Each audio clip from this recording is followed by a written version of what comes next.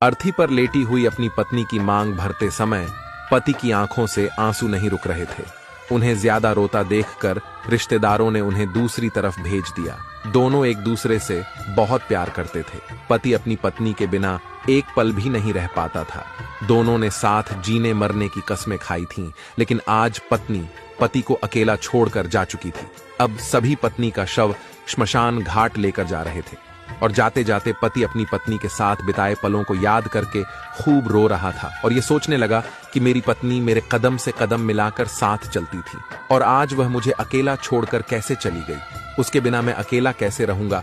पति पत्नी से कहता है, बेटी की शादी कर दी और बेटा भी दूर अपनी पत्नी के साथ रहता है। अब बताओ मैं किसके साथ रहूंगा।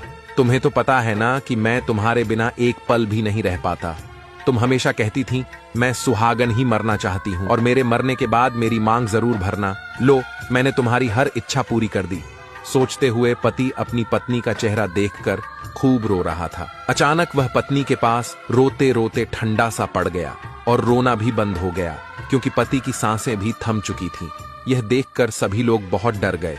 तभी उनका बेटा उनके पास जाता है और कहता है, उठो पापा उठो। लेकिन जब 5 से 7 बार कहने पर भी नहीं उठे तो उनके बेटे की चीख निकल गई और वह खूब रोने लगा। लेकिन पति तो अपनी पत्नी के पास जा चुका था।